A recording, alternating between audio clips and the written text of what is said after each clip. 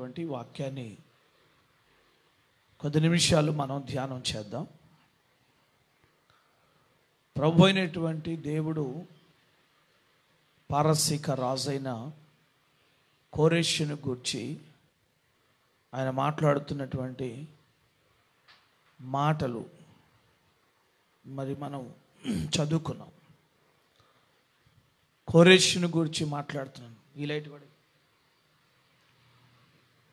కోరెషును గూర్చి దేవుడు చెప్తున్నటువంటి మాట ఏంటంటే,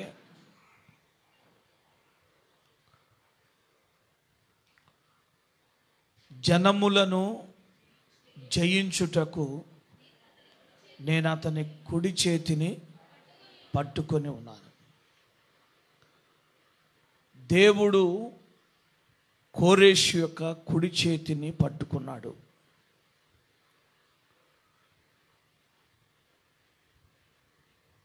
కోరెషు జనములను జయించినట్లుగా, రాజ్యమును స్థాపించినట్లుగా,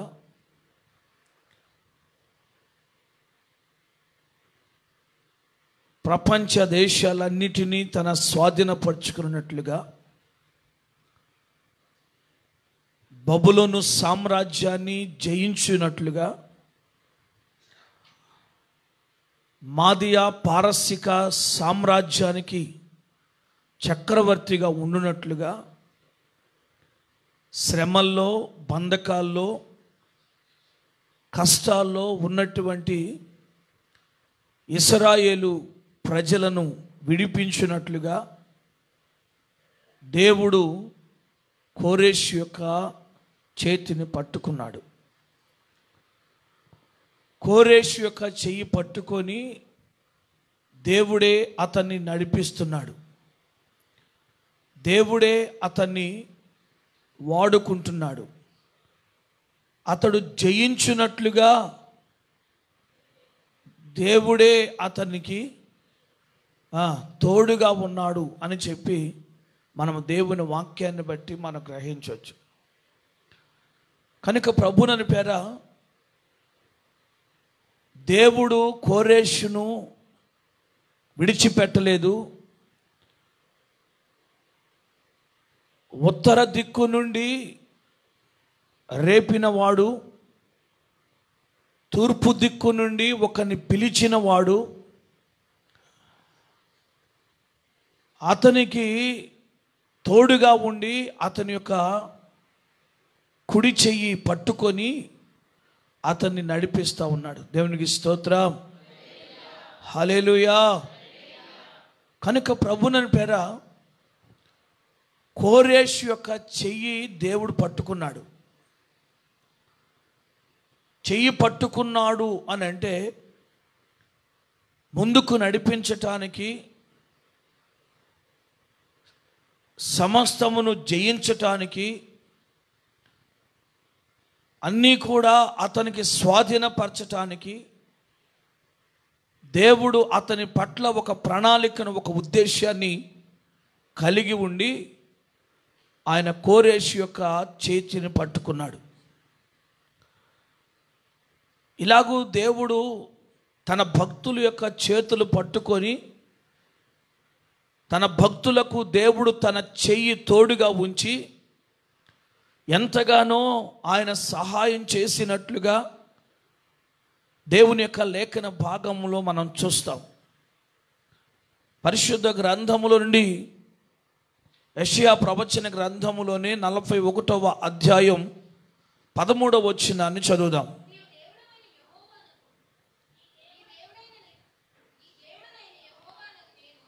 నీ దేవుడైన యెహోవానగు నేను భయపడకుము, నేను నీకు సహాయము చేసేదనని చెప్పుచు నీ కుడి చేతిని పట్టుకొనుచున్నాను. చాలు. ప్రభునని పేరు ఇక్కడ దేవుడు ఇశ్రాయేలు ప్రజలతో లేక యాకోబుతో మాట్లాడుతూ ఉన్నాడు. నేను నీకు సహాయము చేసేదను అని చెప్పుచు నేను నీ కుడి చేతిని పట్టుకున్నాను అని అంటాడు. కుడి చేతిని ఎందుకు పట్టుకున్నాడు అని అంటే సహాయం చేయటానికి, సహాయము చేయటానికి నేను నీ కుడి చేతిని పట్టుకున్నాను అని అంటాడు. కనుక దేవుడు ఇప్పుడు కోరేషు విషయంలో కూడా కోరేషుకి సహాయము చేయటానికే, జయించే విషయంలో, రాజ్య స్థాపన చేసే విషయంలో,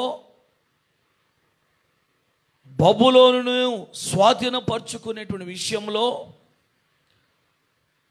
దేవుడు కోరేషుకి సహాయము చేయటానికే అతని చెయ్యి పట్టుకున్నాడు.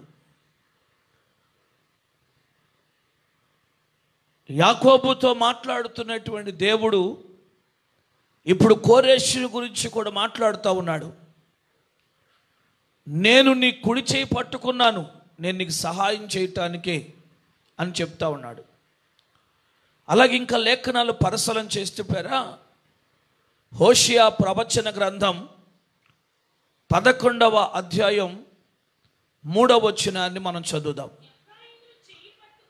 ఎఫ్రాయిమును చెయ్యి పట్టుకొని వానికి నడక నేర్పిన వాడను నేనే, వారిని కౌగలించుకొనిన వాడను నేనే, నేనే వారిని స్వస్థపరిచిన వాడను. దేవుడి స్తోత్రం, హల్లెలూయా. ప్రభువుని ఇక్కడ చూస్తున్నాం. ఎఫ్రాయిమును గూర్చి దేవుడు మాట్లాడుతూ ఉన్నాడు. హోషియా ప్రవక్త ఆ విషయాన్ని రాస్తూ ఉన్నాడు. ఇక్కడ ఎఫ్రాయిమును గూర్చి దేవుడు చెప్పుచున్న మాట ఏంటంటే, నేను ఎఫ్రాయిము యొక్క చేతిని పట్టుకొని నేను వానికి నడక నేర్పాను అని అంటాడు. దేవునికి స్తోత్రం, హల్లెలూయా. దేవుడు ఎఫ్రాయిము చేయి పట్టుకొని నడక నేర్పించాడు. అలాగే యాకోబు చేయి పట్టుకొని అతనికి సహాయం చేశాడు. అలాగే కోరేషు యొక్క చెయ్యి పట్టుకొని అతడు జనములను జయించున్నట్లుగా చేశాడు. కనుక దేవుడు చెయ్యి పట్టుకున్నాడు అనంటే ఆయన ఏదో ఒక ప్రణాళిక కలిగి ఉన్నాడు అని అర్థం. దేవుడు మన చెయ్యి పట్టుకున్నాడు అనంటే మన ద్వారా దేవుడు ఏదో ఒక కార్యాన్ని చేయబోతున్నాడు అని అర్థం. ఆయన మన చెయ్యి పట్టుకున్నాడు అనంటే ఆయన సహాయం చేస్తాడు, జనములను జయించేటట్లు చేస్తాడు. మన నడక సరిగ్గా లేకపోతే మనకు నడకను నేర్పిస్తాడు. అలాగే లేఖన భాగంలో మనం చూస్తాం, ఆనాడు మోషే కుడి చేతి వైపున తన మహిమ కలిగిన బాహువును చాపినవాడు ఏడి అని అంటున్నారు ఇశ్రాయేలు ప్రజలు. మోషే కుడి చేతి వైపున తన బాహువును చాపాడు. మోషే చెయ్యి చాపితే మోషే చేతి వైపున దేవుడు కూడా చెయ్యి చాపాడు. మోషే చెయ్యి పట్టుకున్నాడు దేవుడు. అందుకే అద్భుతాలు జరిగాయి, గొప్ప కార్యాలు జరిగాయి. మోషే చెయ్యి ఎత్తినప్పుడల్లా, మోషే తన చేతిలో ఉన్న కర్ర ఎత్తినప్పుడల్లా అద్భుతాలు జరగటానికి కారణం ఏంటంటే అతని కుడి చేతి వైపున దేవుని యొక్క మహిమ కలిగిన బాహువు చాపబడి ఉంది. ఆ మోషే చెయ్యిని ఆయన పట్టుకున్నాడు. కనుక ప్రభునందు పేర దేవుడు చెయ్యి పట్టుకున్నాడు అనంటే ఏదో ఒక గొప్ప కార్యం అక్కడ జరగబోతుంది అని చెప్పి దేవుని యొక్క వాక్యాన్ని బట్టి మనం గ్రహించాలి. కోరేషు చెయ్యి పట్టుకున్నది ఎందుకంటే అతడు జనములను జయించున్నట్లుగా ఉండాలని. యాకోబు చెయ్యి పట్టుకున్నది ఎందుకంటే అతనికి సహాయము చేయాలని. ఎఫ్రాయిము చెయ్యి పట్టుకుంది ఎందుకంటే అతనికి నడక నేర్పించాలని. మోషే చెయ్యి పట్టుకుంది ఎందుకంటే అతని ద్వారా అద్భుతాలు మహత్కార్యాలు జరిగించాలని. కనుక ప్రభునందు పేర దేవుడు చెయ్యి పట్టుకున్నాడు అని అంటే ఇలాంటి కార్యాలు జరుగుతాయి అని చెప్పి మనం గ్రహించాలి. కనుక మన జీవితాల్లో కూడా, మన బ్రతుకులో కూడా మనము గొప్ప కార్యాలు చూచినట్లుగా దేవుడు తన చెయ్యి చాపి మనను పట్టుకోవాలి. తన చెయ్యి చాపి మనను పట్టుకొని ఆయనే మనల్ని నడిపించాలి. ఆయనే మనకు సహాయము చేయాలి. ఆయనే మనము జనములను జయించున్నట్లుగా ఆయన మనను నడిపించాలి. దేవునికి స్తోత్రం, హల్లెలూయా. కనుక ప్రభువునందు పేర దేవుని హస్తం ఎంత ప్రభావం కలిగిందో, దేవుని యొక్క చెయ్యి ఎంత మహిమ కలిగినదో, దేవుడు తన చెయ్యి చాపితే ఎలాంటి కార్యాలు జరుగుతాయో దేవుని వాక్యాన్ని బట్టి మనం గ్రహించాలి. హల్లెలూయా. కీర్తనాకారుడు అంటాడు, 18వ కీర్తన 16వ వచనాన్ని మనం చదువుదాం. 18వ కీర్తన 16వ వచనం ఒక్కరు చదవండి. ఒక్క వాయిస్ వినబడిందంటే ఇక మిగిలిన వాళ్ళందరూ నోరు మూసుకొని కూర్చోవాలి. ఒక్కళ్ళు చదవండి. ముందు ఎవరు మొదలు పెడతారో వాళ్ళకి అవకాశం ఇవ్వండి. ఉన్నత స్థలము నుండి చెయ్యి చాపి ఆయన నన్ను పట్టుకొని మహాజలరాశులలో నుండి తీశాడు. దేవునికి స్తోత్రం చెప్పండి గట్టిగా. 2 చేతులు ఎత్తి దేవునికి స్తోత్రం చెప్తాం. హల్లెలూయా. ప్రభువుని పేర దేవుని వాక్యలో చూస్తున్నాం. కీర్తనాకారుడు అంటాడు, దావీదు, ఉన్నత స్థలము నుండి ఆయన చెయ్యి చాపాడు. ఉన్నత స్థలము నుండి నా దేవుడు నాకు చెయ్యి చాపి నన్ను పట్టుకొని మహాజలరాశుల్లో నుండి ఆయన నన్ను తీశాడు బయటికి. దేవుని స్తోత్రం, హల్లెలూయా. అంటే దావీదు శ్రమల్లో ఉన్నాడు, దావీదు కష్టాల్లో ఉన్నాడు, ఎంతో భయంకరమైన పరిస్థితులు దావీదు అనుభవిస్తూ ఉన్నాడు. ఆ శ్రమలు జలముల వలె అతని మీదికి పొంగి పొర్లి అతన్ని ముంచివేశాయి.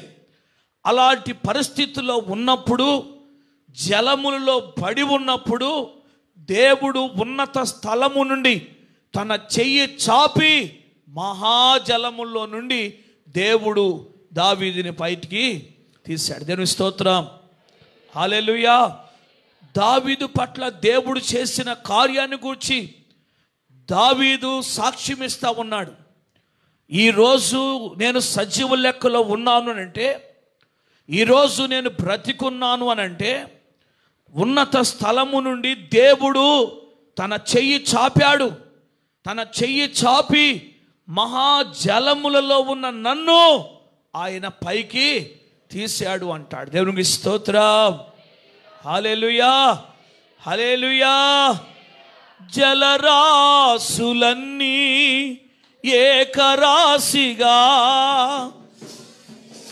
ఎనే జనుల ఎదుట, జలరాశులన్నీ నిలచిపోయేనే నీ జనుల ఎదుట, అవి భూకంపాలే అయినా తుఫానులే అయినా, అవి శ్రమలు, శోధనలు, కష్టాలు అతనికి ఎదురైపోయినప్పుడు, అతని జీవితం మహాజలములో మునిగిపోయినట్లుగా ఉన్నప్పుడు దేవుడు ఉన్నత స్థలము నుండి తన చెయ్యి చాపి అతన్ని పైకి లేపాడు. దేవునికి స్తోత్రం, హల్లెలూయా. దేవుడు తన చెయ్యి చాపి దావీదుని పైకి లేపినట్లుగా చూస్తున్నాం. 37వ కీర్తన 24వ వచనం చదువుదాం. యెహోవా అతని చెయ్యి పట్టుకొని ఉన్నాడు గనుక అతడు నేలను పడినను లేవలేక ఉండడు. దేవునికి స్తోత్రం, హల్లెలూయా. ప్రభువుని ఇక్కడ చూస్తూ ఉన్నాం. యెహోవా అతని చెయ్యి పట్టుకున్నాడు గనుక అతడు నేలను పడినను లేవలేక ఉండడు. దేవుడు చెయ్యి పట్టుకున్నాడంటే పడిపోయిన వాడు కూడా తిరిగి లేస్తాడు. దేవునికి స్తోత్రం, హల్లెలూయా. ఎక్కడ పడిపోయినా, ఏ స్థలములో పడిపోయినా తిరిగి దేవుడు అతన్ని లేపుతాడు. దేవునికి స్తోత్రం చెప్పండి. హల్లెలూయా, హల్లెలూయా. యవనస్తులు తప్పక తొట్టిల్లుతారని, అలాగే యవనస్తులు 7 మార్లు పడినను తిరిగి లేస్తారని దేవుని వాక్యులు మనం చూస్తాం. పడతారు కానీ మరలా లేస్తారు. ఏమిటి కారణం అంటే దేవుడు తన చెయ్యి చాపి వారిని పట్టుకొని ఆయనే లేపుతాడు. దేవుని స్తోత్రం. వారు నేల మీద పడ్డారా లేక జలముల్లో పడ్డారా, వారు ఎక్కడ పడినను దేవుడు తన చెయ్యి చాపి వారిని పైకి లేవనెత్తుతాడు. దేవునికి స్తోత్రం, హల్లెలూయా. ఇంత గొప్ప కార్యాలు దేవుడు జరిగిస్తూ ఉన్నాడు. తన చెయ్యి చాపి అద్భుతముగా దేవుడు నడిపిస్తూ ఉన్నాడు. ఇంకా మనం పరిశీలన చేస్తే యెషయా ప్రవచన గ్రంథం 42వ అధ్యాయం 6వ వచన భాగాన్ని మనం చదువుదాం.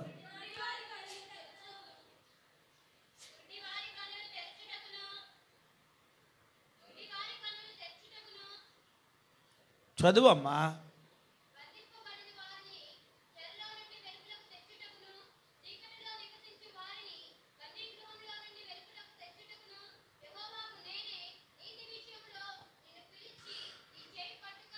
యెహోవా నాకు నేనే నీతి విషయములో నిన్ను పిలిచి నీ చెయ్యి పట్టుకొని ఉన్నాను. దేవునికి స్తోత్రం, హల్లెలూయా, హల్లెలూయా.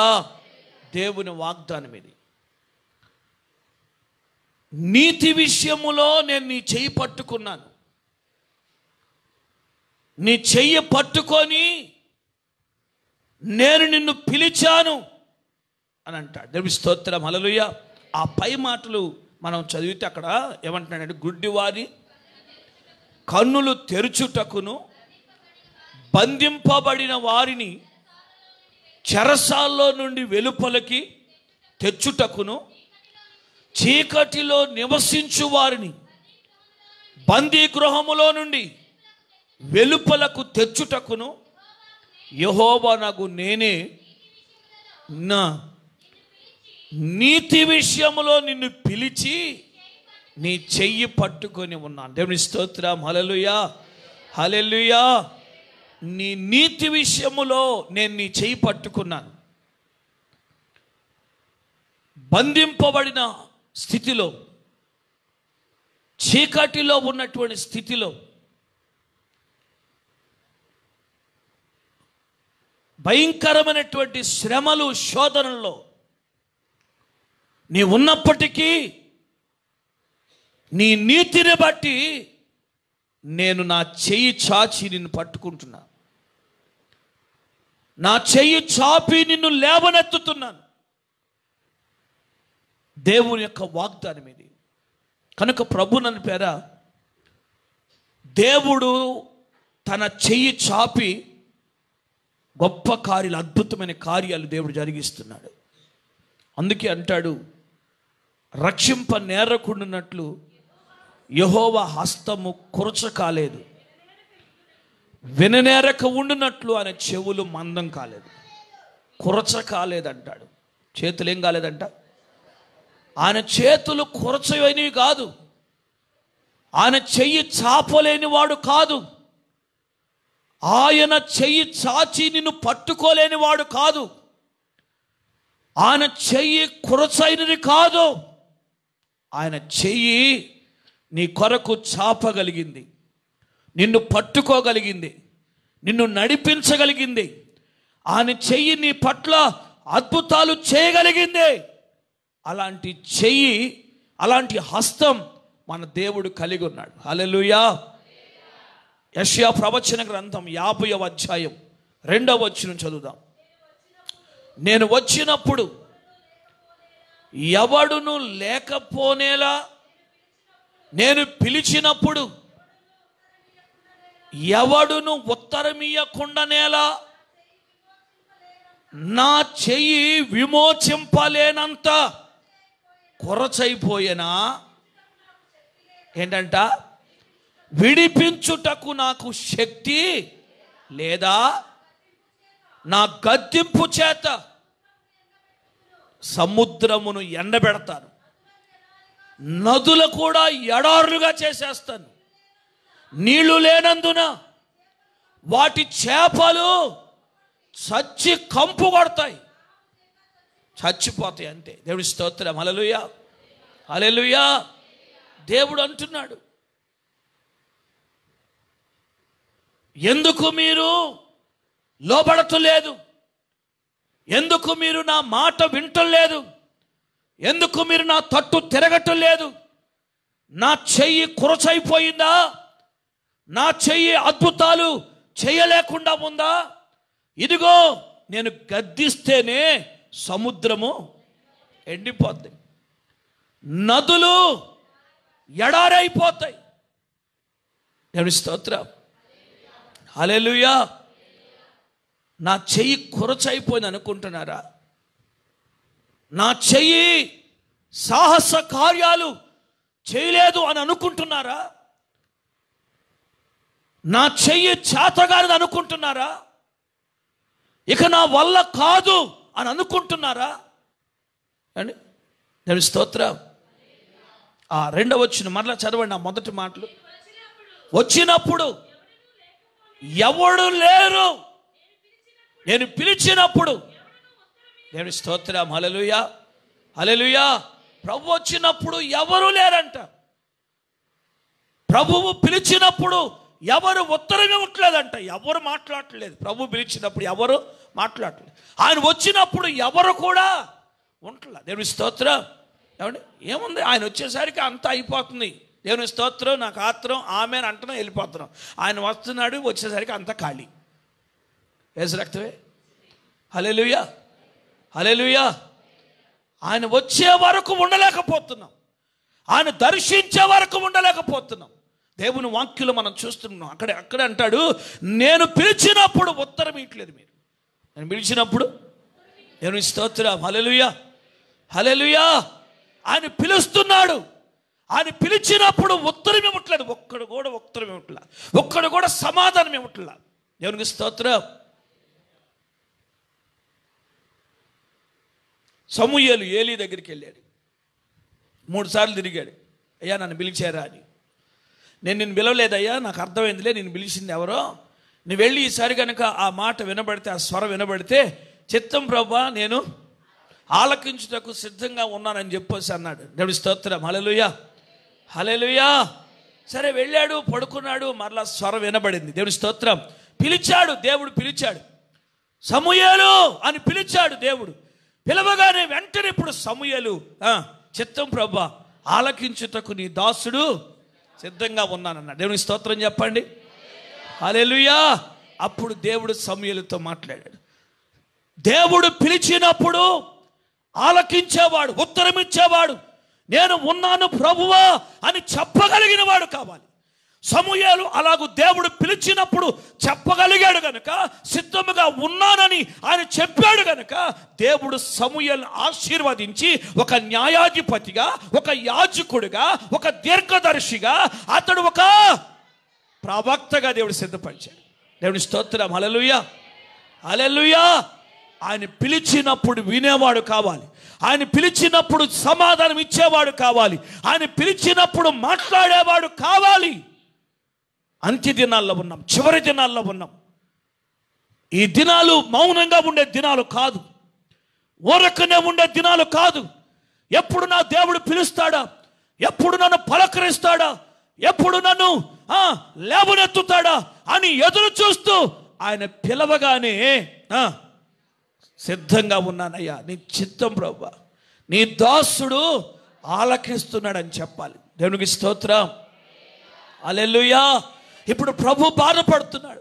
ఆయన అంటున్నాడు ఏంటంటే, నేను పిలిచినప్పుడు ఎవడు ఉత్తరం ఇవ్వలేదు, నేను వచ్చినప్పుడు ఎవడు కూడా లేడు, ఎవడు లేడు, ఎవడు కనపట్టలేదు నేను వచ్చినప్పుడు. ఏమిటి స్తోత్రం, హల్లెలూయా, హల్లెలూయా.